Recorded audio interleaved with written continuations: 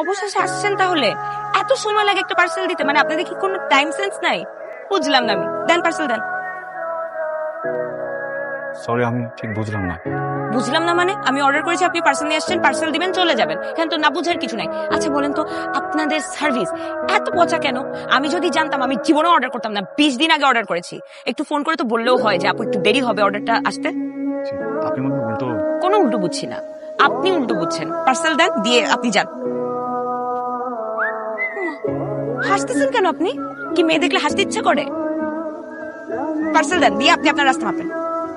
জি, আমি পার্সেলটা এতবার চেয়েছেন আমি দিয়ে দিতাম, কিন্তু আনফরচুনেটলি আমি ডেলিভারি ম্যান না। তাহলে আপনি এখানে কাকে চান? যেহেতু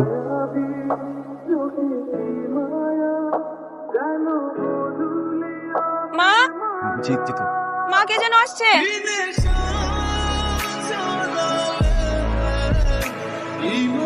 আসসালামু আলাইকুম। ওয়ালাইকুম আসসালাম। ভালো আছেন? হ্যাঁ। আমি জিতুর ফ্রেন্ড। ও, জিতু তো আমাকে বলেনি তুমি আসবে। জিতু কোথায়? ও আছে, টাকা খুচরা আছে। ও চলে আসলাম। আচ্ছা, ও যেখানেই থাকুক, কোনো অসুবিধা নেই। তুমি আসো আসো আসো, ভেতরে আসো। বাইরে দাঁড়িয়ে আছো কেন? আসো আসো, আসতে অসুবিধা হয়নি তো? আচ্ছা, জিতুটা দেখো কেমন। তুমি যে আসবে আমাকে জানাবে না আগে? আসো।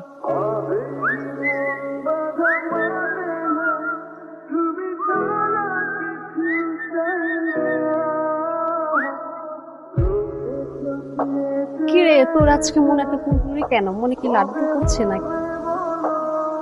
এই যে আম্মা যে ডাকতেছে সকাল থেকে, সেটা কোনো হুঁশ আছে? খুশ আছে। এখন তোমার কি হয়েছে আগে আমাকে ওইটা বলো। আমার কি হয়েছে? আমার কিচ্ছু হয়নি।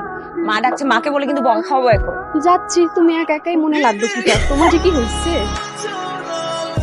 এখানে এদিকে, এদিকে। এই যে,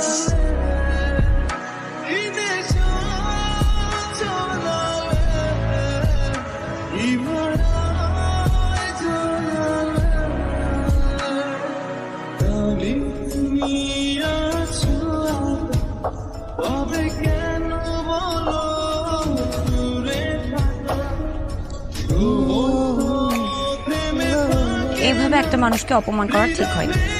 লজ্জা একবারে লাল হয়ে গিয়েছিল। কিন্তু আমার কি দোষ? উনি তো বলতে পারতো উনি ডেলিভারি ম্যান না, যেহেতু বন্ধু। তা না বলে আমার দিকে হাঁ করে তাকিয়েছিল। একটু ভুলেই তো চটকানাটা দিয়ে বসতাম।